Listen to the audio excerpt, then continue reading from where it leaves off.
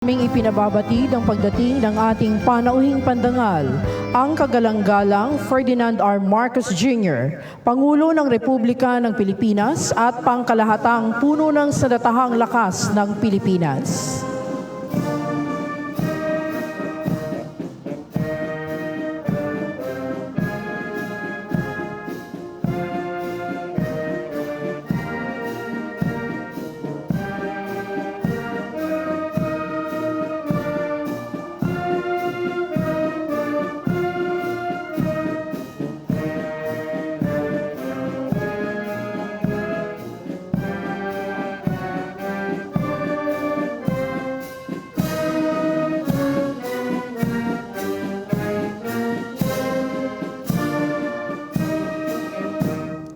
Isasagawa po ang marangal na pagdating ng panauhing pandangal. Handa, dala, kalis. Tanghal. Ta! Kalapunan, mga pinunot kawal, tanghal. Ta!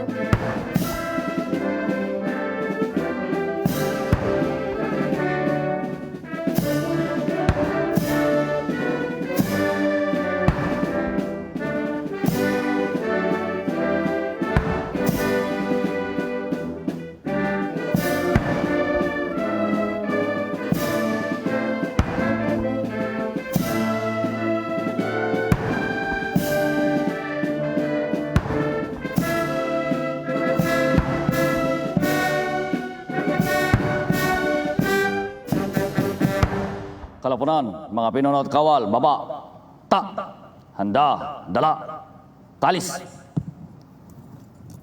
Baba, ta!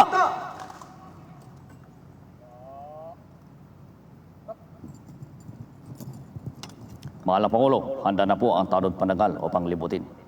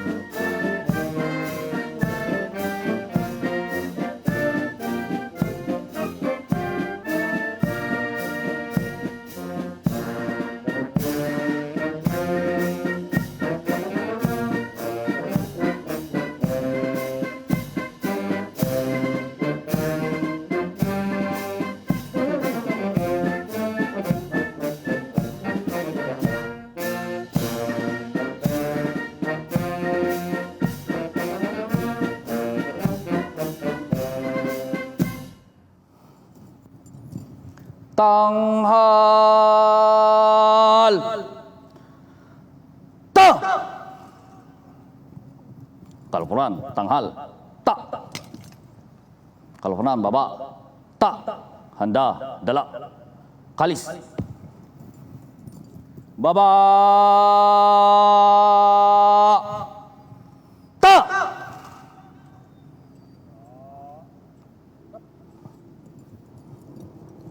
Mahal na Pangulo, tapos na po ang parangal.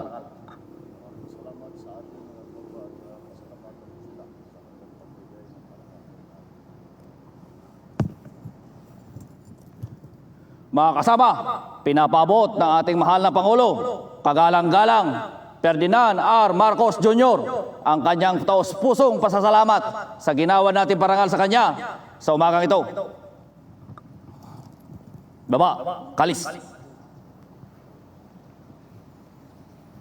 Mga kababayan, ang Pangulong Ferdinand R. Marcos Jr.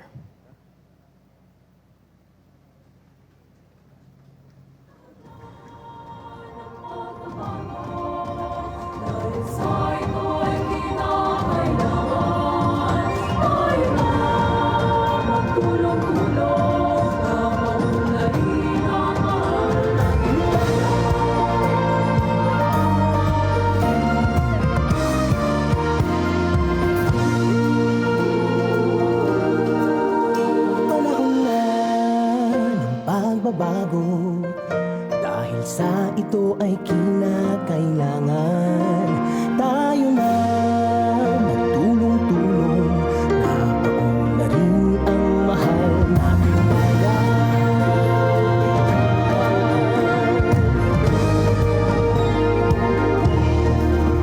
Panahon na ng pagbabago, ayos ang mga dapat ayusin. Dapat na maging tungkulin ng bawat mamamayan dito sa atin. Ng pagbabago patungo sa pag-asenso, magsikap ng mabuti at nang kuminhawa tayo. Lumalaki natin sa mundo at ipamalas ang bagong Pilipinas. Mga kababayan, ang kagalang-galang Ferdinand R. Marcos Jr.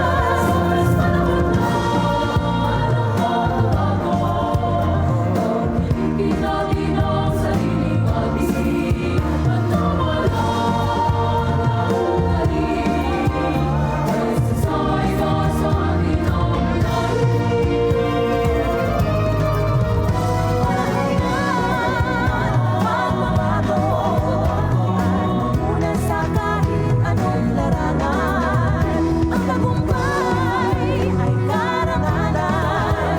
Alay o ihandog natin sa bayan. Ang ulit ng napatunayan ng Pilipino, ang husay at takas, kagandahan at talento. Makipagpalig sa kahit anong oras, bagong Pilipino.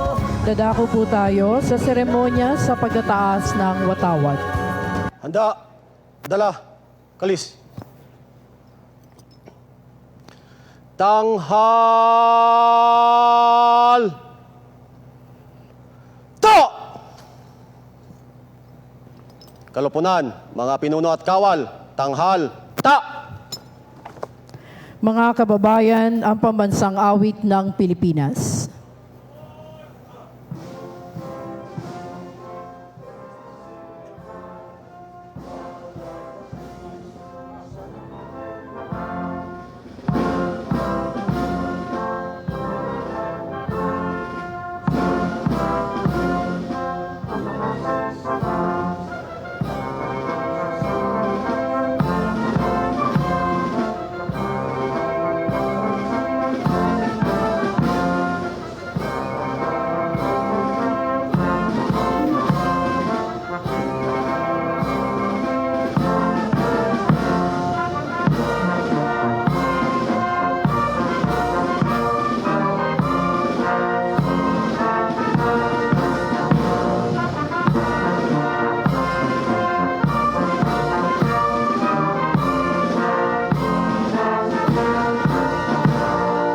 Kalupunan, mga pinuno at kawal, baba, ta! Dala, kalis. Baba! To!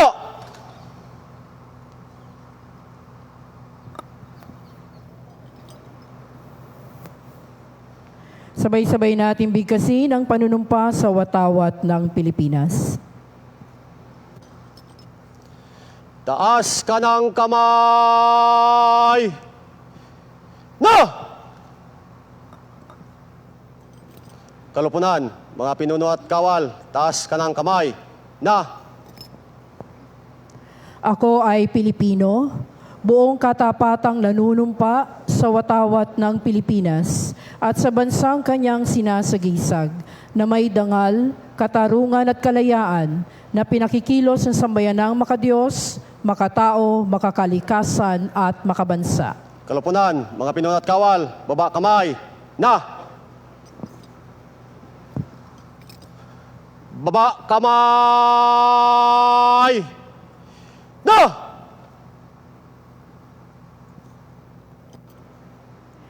Awitin natin ang himno para sa bagong Pilipinas.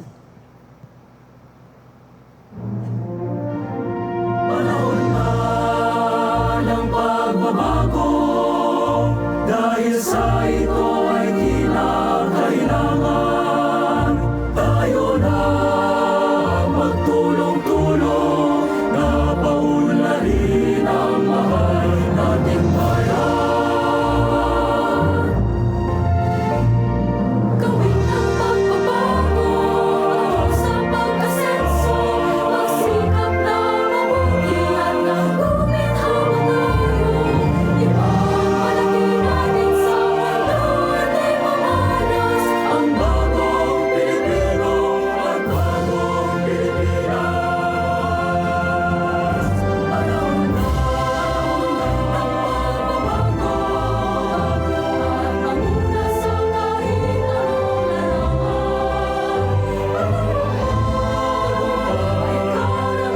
Ay karangalan, iyan ay handog natin sa ngayon.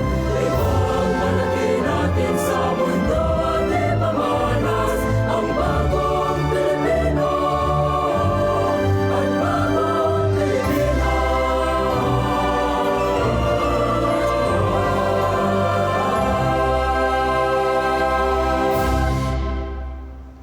Bigyang daan natin ang panata para sa bagong Pilipinas. Taas ka ng kamay! Na! Kalupunan, mga pinuno at kawal, taas ka ng kamay. Na!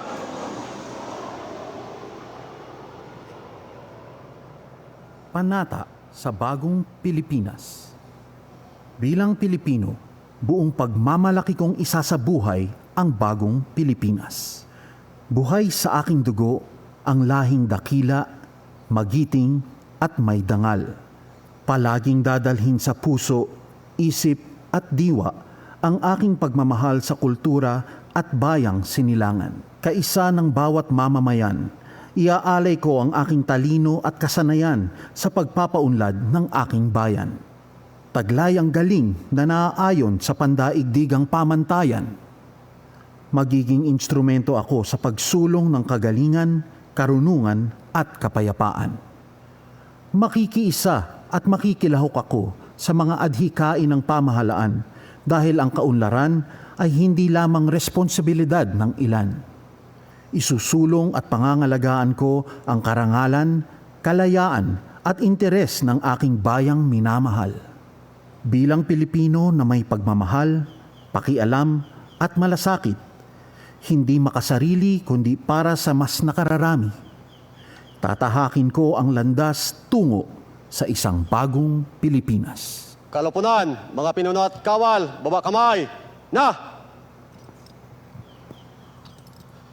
Baba kamay. Na!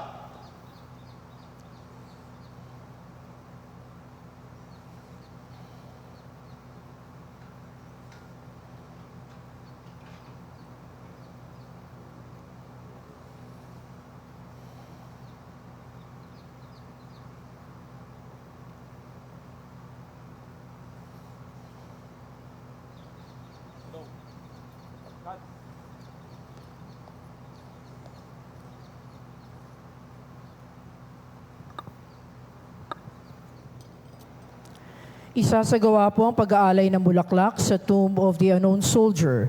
Pangungunahan ng ating Pangulong Ferdinand R. Marcos Jr. ang pag-aalay ng bulaklak.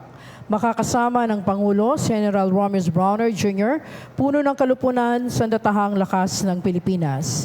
Sasaksihan naman ito ni na Speaker Martin Romualdez ang mababang kapulungan, kalihim tagapagpaganap Lucas P. Bersamin ang tanggapan ng kalihim tagapagpaganap, kalihim Gilberto C. Teodoro Jr. kagawaran ng Tanggulang Pambansa, Tagapangulo Regalado Trota Jose Jr. ng Pambansang Komisyong Pangkasaysayan ng Pilipinas at Punong Lungsod Maria Laarni Lopez Cayetano ng Pamahalaang Lungsod ng Taguig. Mahal na Pangulo, handa na po ang pag-aalay. Pihit, pakanan. Kad.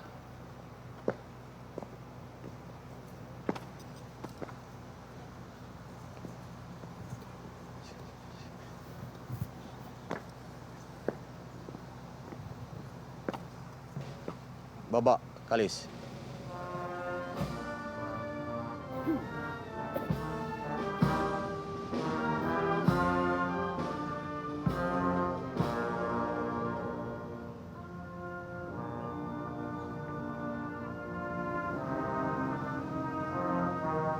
Ating tunghayan ang pag-aalay ng bulaklak ng Pangulong Ferdinand R. Marcos Jr. sa Tomb of the Unknown Soldier.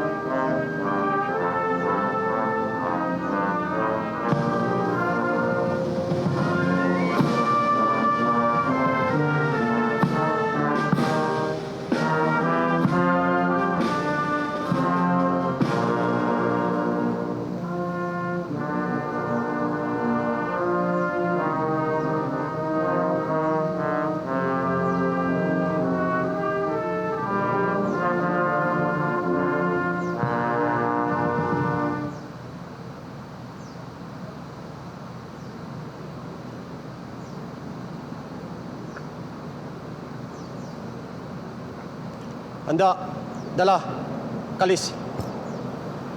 Tanghal! To! Kalupunan, mga pinuno at kawal, tanghal, ta!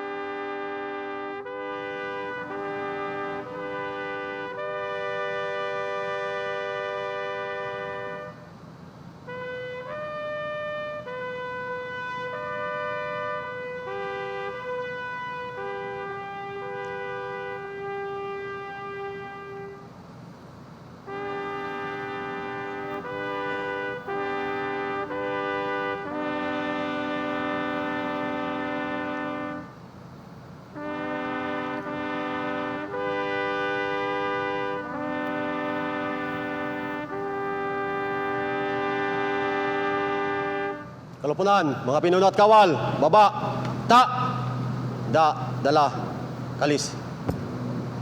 Baba, to!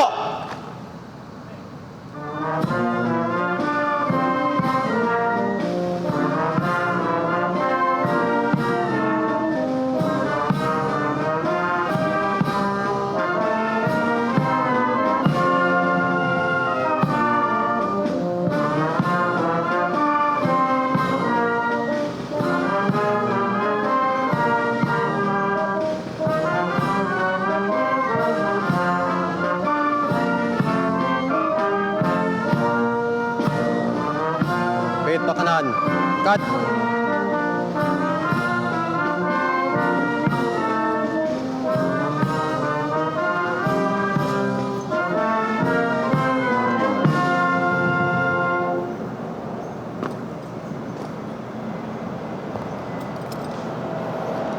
Tanghal!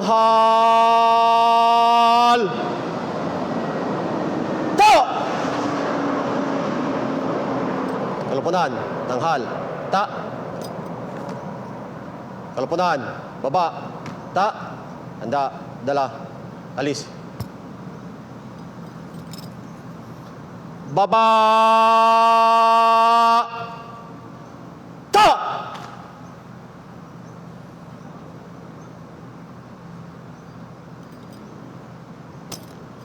Mahal na Pangulo, tapos na po ang pag-aalay.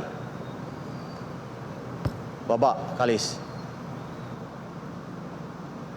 Diyan po nagtatapos ang pag-aalay ng bulaklak. Well, in a short while, we'll begin with the program proper in commemoration of the National Heroes Day with the theme Kabayanihan ng Pilipino sa panahon ng pagbabago.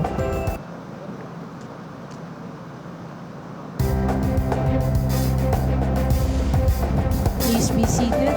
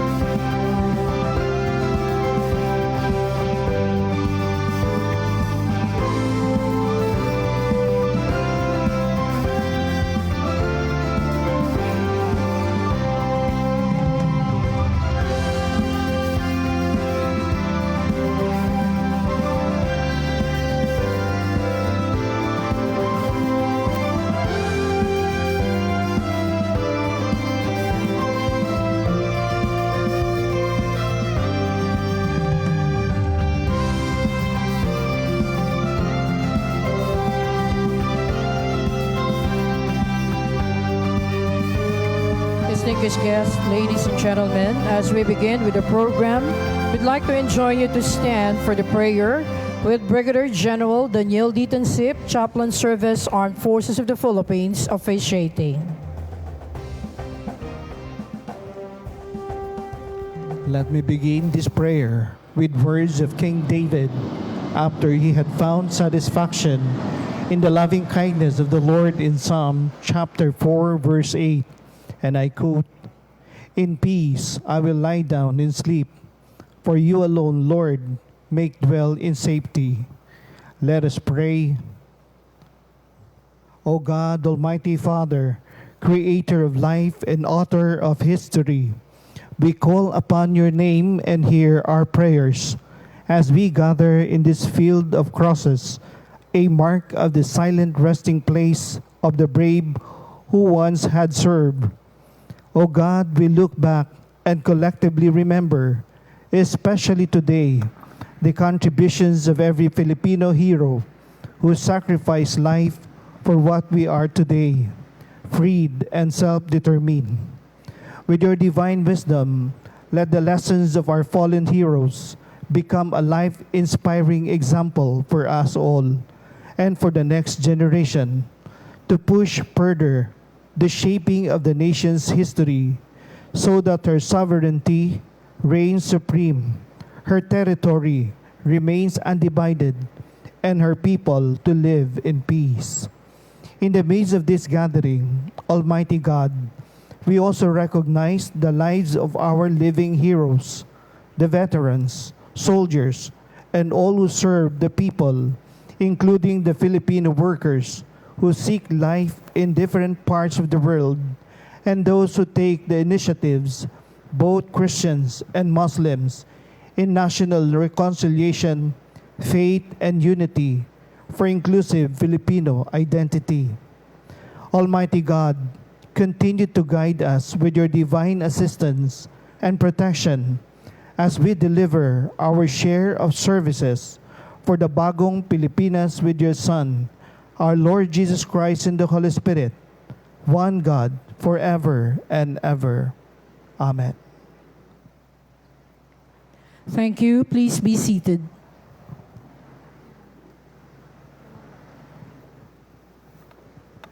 Sa paggunita sa Pambansang Araw ng mga Bayani, atin pong pakinggan ang pambungad na pananalita mula sa punong lungsod Maria Laarni Lopez Cayetano, lungsod ng Taguig.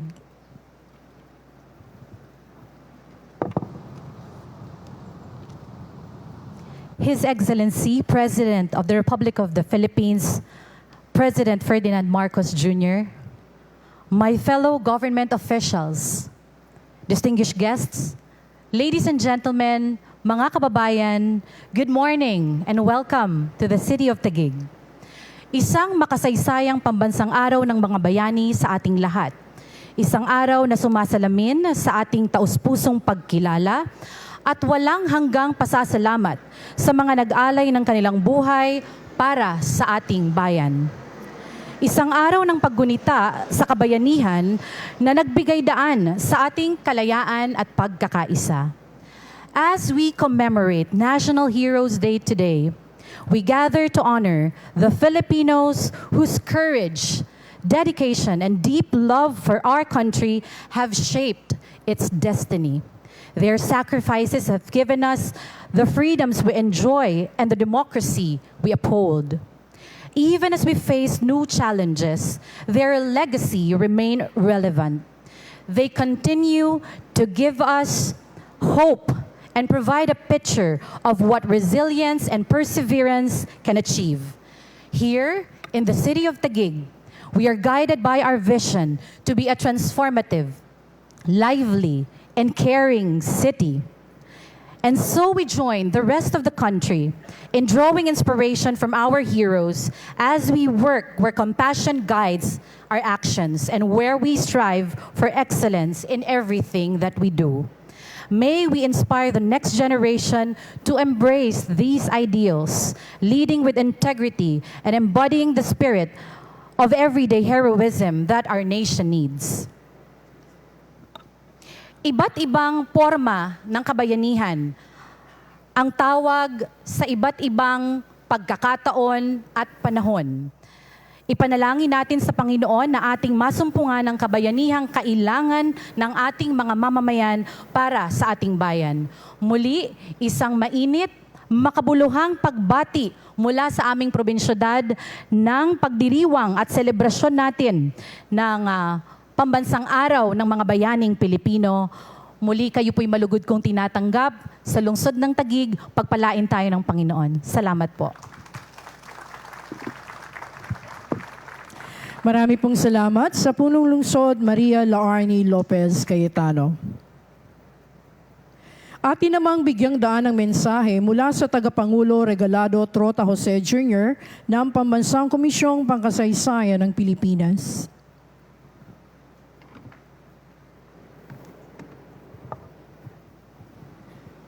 His Excellency Ferdinand R. Marcos Jr., President of the Republic of the Philippines, esteemed guests, friends, good morning.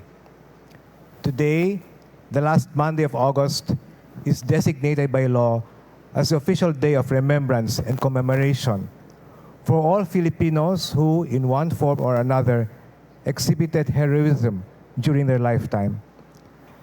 Whether to struggle for freedom during times of war, in the face of calamities, or in acts of selfless service to the nation, today is the day to honor them. No single hero claims this day, but each and every Filipino hero is rightly remembered, celebrated, and thanked today. Just as everything in this world, our history too is subject to change, not in the events of the past per se, but in how we view and interpret them in the present. In the same vein, our understanding of heroism deepens with the times. From the old concept of the Bagani, rooted in sheer physical strength, our current understanding of heroism has grown beyond its martial origins to include acts or services or sacrifices that ennoble our people. We saw this with our gallant Olympians who brought home medals that filled our nation with pride. We saw this with the countless acts of heroism by civilians during the recent typhoon, Karina, and the Habagat. We see it every day with our uniformed personnel who bravely man our ships and outposts in our northern and western frontiers, defending what is ours by sovereign right. As we remember and commemorate each and every Filipino who has showed heroism for our people, let us let their service and their sacrifice inspire us to continue their struggles that will lead to a future that is free, peaceful, and abundant for all. Mabuhay ang mga bayanang Pilipino. Mabuhay ang duyan ng magigiting. Mabuhay ang Pilipinas. Maraming salamat po. Marami pong salamat sa Tagapangulo Regalado Trota Jose Jr. At this point, the guest of honor will be introduced by the Honorable Gilberto C. Chodoro Jr., Secretary, Department of National Defense. Ladies and gentlemen, the President and Commander-in-Chief of the Armed Forces of the Philippines, His Excellency Ferdinand R. Marcos Jr.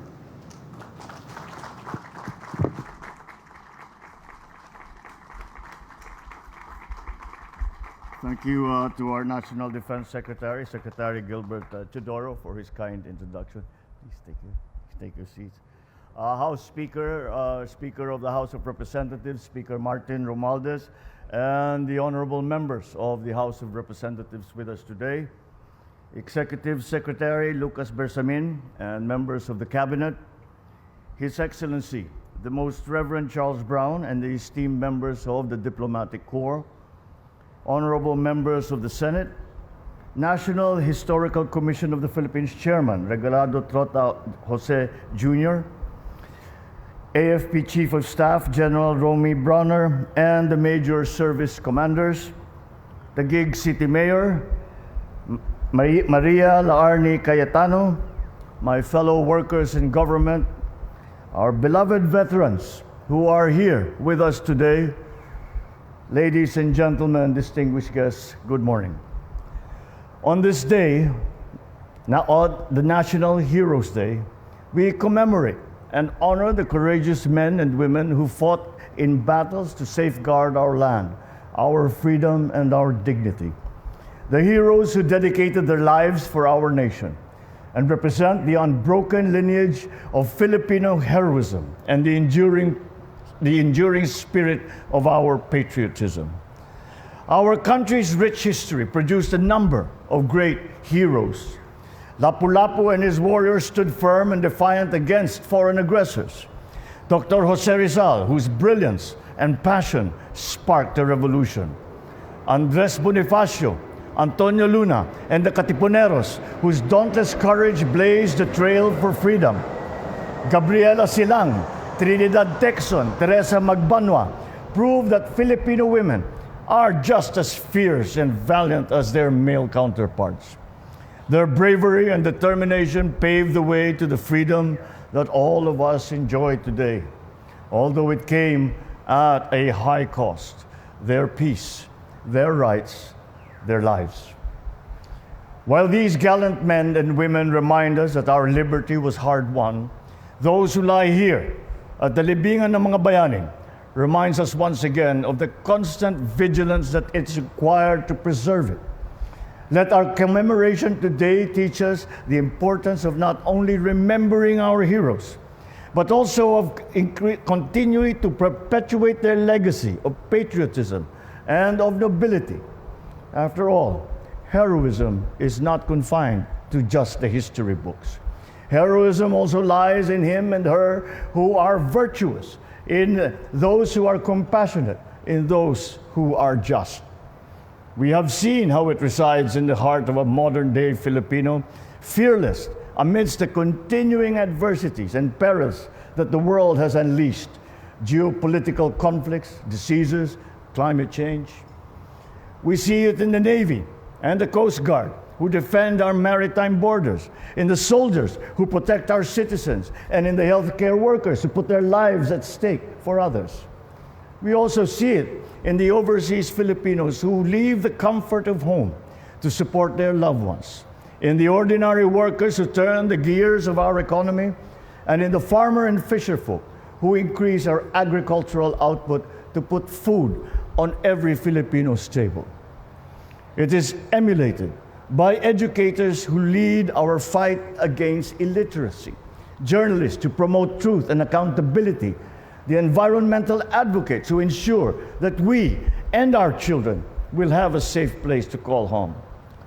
It is embodied by our athletes who stood before millions, bearing the name of the Philippines in the international arena. All our Olympic athletes who persevered and highlighted once again the Filipino talent in the field of sports. Soon, the Paralympic Games will start, and the 6 Filipino Paralympians are already there, making us proud. The extraordinary strength and dedication to compete despite their disabilities are a symbol of hope for all of us. The national pride they brought and continue to bring home is unrequitable, not by awards, not by effusive praises, not by incentives. We have heard their stories. We saw the glory. We did not, however, witness the discipline and the sacrifice that they endure to train every single day, the risks of injury, the struggles of financial constraints. And yet, we see them, and they have come through. That is the definition of a modern hero, and a testament that each of us is capable of becoming one, by uplifting our fellow men and women, serving our communities, and working to save our heritage for future generations. As we dedicate this day to honor our heroes of the past, let us not lose sight of what is asked of us for the present and for the future. Let us carry on the great legacy of our brave ancestors with the fortitude of an enlightened mind, the strength of compassion and generosity, and the courage of our convictions. In the spirit of shared responsibility, I call on everyone to be heroes in their own right. Uphold the principles of democracy, abide by the rule of law, and defend our sovereignty. Let us acknowledge the significance of history and pass it on to our young Filipinos so we can nurture in our children the love of country. For it is only in that patriotism that we can preserve our national identity. Let us pay homage to our past so that we can be worthy of the freedom that our ancestors fought for and of the bagong Pilipinas that we can proudly leave to succeeding generations. With this vision ingrained in our endeavors, we can build a nation where the dreams of our heroes are realized in every home, in every community, in every single Filipino heart. I wish everyone a meaningful day of remembrance. Mabuhay ang ating mga bayani, mabuhay ang kabayanihan ng bawat Pilipino. Maraming salamat po at magandang umaga po sa inyong lahat. Marami pong salamat sa Pangulong Ferdinand R. Marcos Jr. para sa inyong pananalita.